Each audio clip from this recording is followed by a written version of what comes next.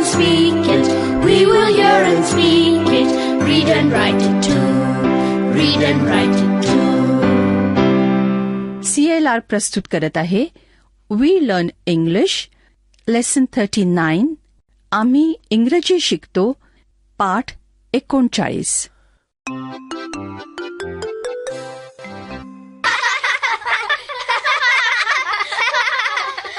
काय चाललंय? अगं आई, हा गणेश बघ ना कसा माकडासारखा करतोय. काय रे गणेश, काय चाललंय? काकी, आज आम्ही इतकं छान नाटक बघितलं. हो आई, आम्ही इंग्रजी नाटक बघितलं. 10वीच्या मुलांनी केलेलं नाटक ना? काय नाव होतं ग नाटकाचं? The princess who never smiled, म्हणजे न हसणारी राजकन्या. मित्रमैत्रिणींनो, तुम्हीही नाटकाचं नाव म्हणून बघा बरं. The princess who never smiled.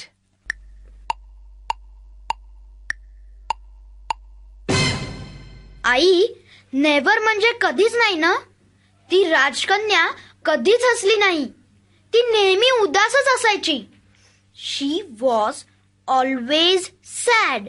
बरं, पुढे काय? मी सांगू? राजकन्याचे वडील म्हणाले, जो माणूस माझ्या मुलीला हसवेल तो जर तिला आवडला तर त्याचं मी राजकन्याशी लग्न लावून देईन. The king sed, if a man makes my daughter smile, he can marry her if she likes him.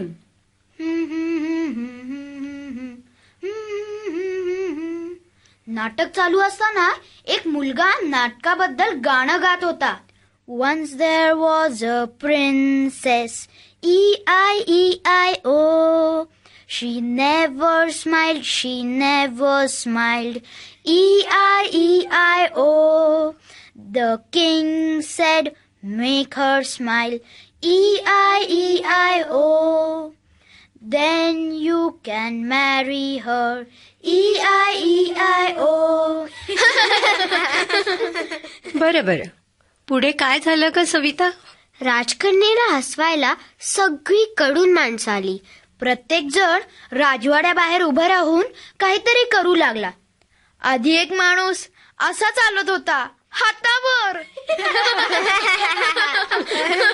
आणि त्याने त्याच्या पायावर एक टोपी घातली होती. The first man said, I can make the princess smile. He walked on his hands. He had a cap on his feet. The first man walked on his hands, E-I-E-I-O. He had a cap on his feet, E-I-E-I-O. मग हसली का राजकन्या? No, the princess never smiled. मग दुसरा माणूस आला अशा उड्या मारत. The second man said, I can make the princess smile. He jumped up and down. He touched his knees with his nose. मित्रमैत्रिणींनो, दुसरा माणूस काय करत होता ते तुम्हाला कळलं का? पुन्हा एकदा ऐका आणि मग तुम्ही तसं करून दाखवा. ऐका हं.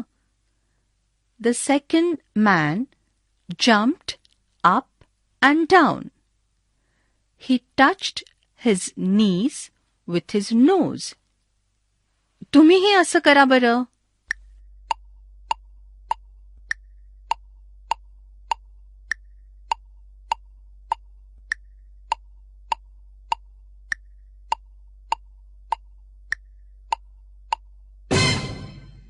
हो, नाकाला गुडघे लागेपर्यंत उड्या मारत होता. The second man jumped up and down, E-I-E-I-O. He touched his knees with his nose, E-I-E-I-O. मग तरी हसली का राजकन्या? No, the princess never smiled. तिसरा माणूस गाढवावर बसून आला.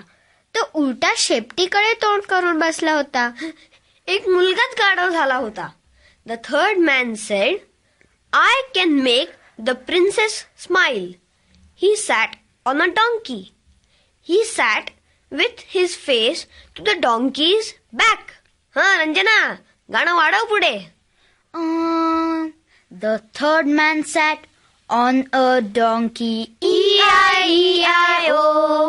He sat with his face to the donkey's back, E-I-E-I-O. मग काय झालं? एक गरीब शेतकरी आला. त्याला राजकन्येला हसवायची युक्ती सुचली. तो नुसताच आभाळाकडे बघत उभा राहिला. A poor farmer came there. He said, I can make the princess smile. He just stood there and he looked up at the sky. A poor farmer stood there, E-I-E-I-O. And he looked up at the sky, E-I-E-I-O.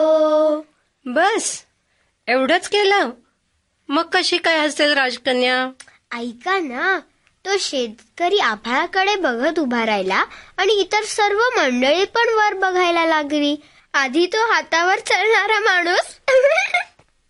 The first man looked up and he fell down. मग तो उड्या मारणारा माणूस तो पण पडला.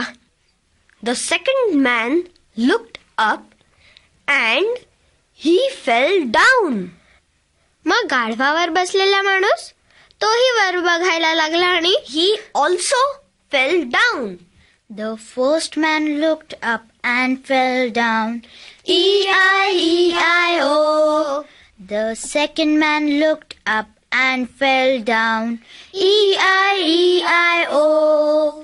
The third man looked up and fell down, E-I-E-I-O.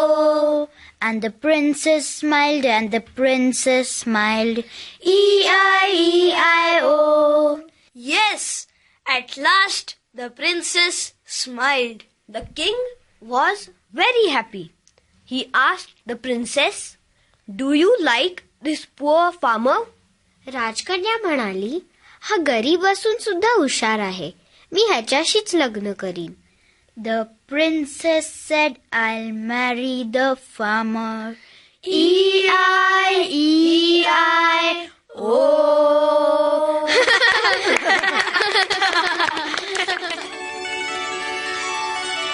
मुलांनो, पाठाच्या या भागात नवीन शिकलेले इंग्रजी शब्द आणि वाक्य पुन्हा ऐकायला मिळतील.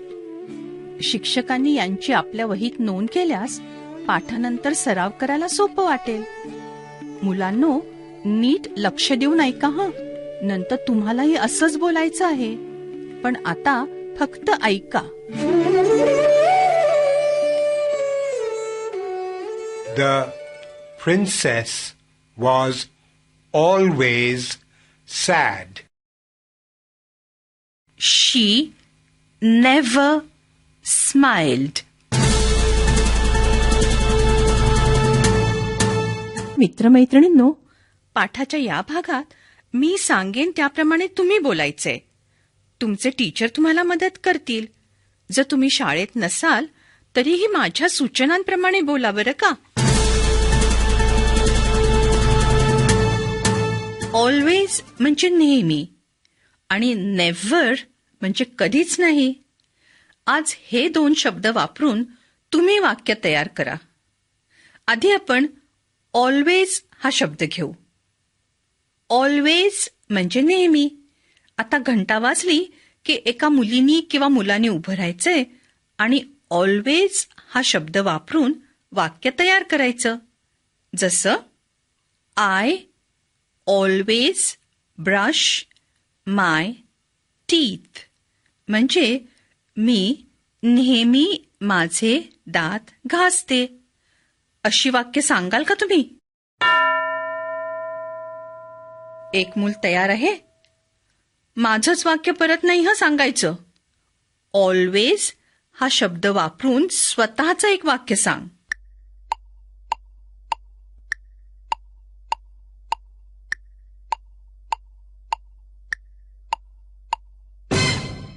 आता अजून एक वाक्य दुसऱ्या मुलांनी सांगायचं. आपण नेहमी करतो अशा एका गोष्टीबद्दल इंग्रजीत वाक्य सांग. नेहमी म्हणजे ऑलवेज.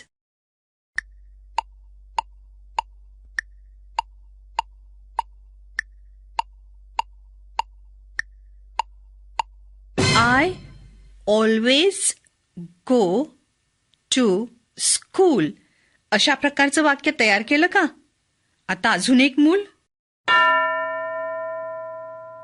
ऑलवेज हा शब्द वापरून वेगळं वाक्य तयार कर.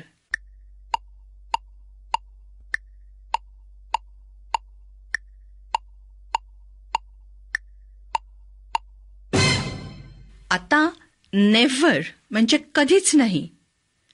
आय नेव्हर ड्रिंक कॉफी म्हणजे मी कधीच कॉफी पित नाही.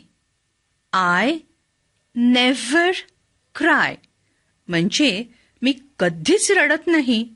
आता तुम्ही अशी वाक्य तयार करा बरं. एक जण तयार आहे का? तू कधीच करत नाही अशा एका गोष्टीबद्दल इंग्रजीत वाक्य सांग. कधीच नाही म्हणजे नेव्हर.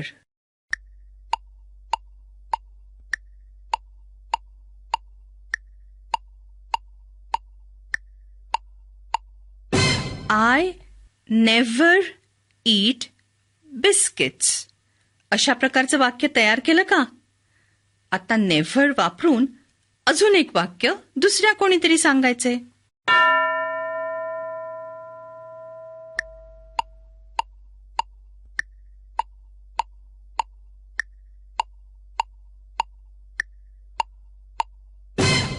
आता दुसरं कोणतरी. नेव्हर हा शब्द वापरून एक वेगळं वाक्य तयार कर.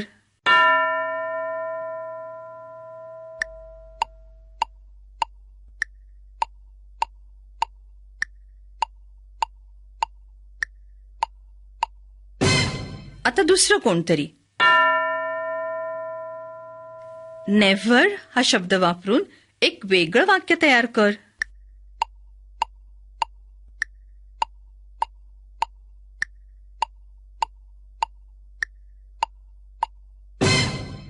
टीचर, आता पाठ संपल्यानंतर तुम्ही असा सराव इतर मुलांना द्या.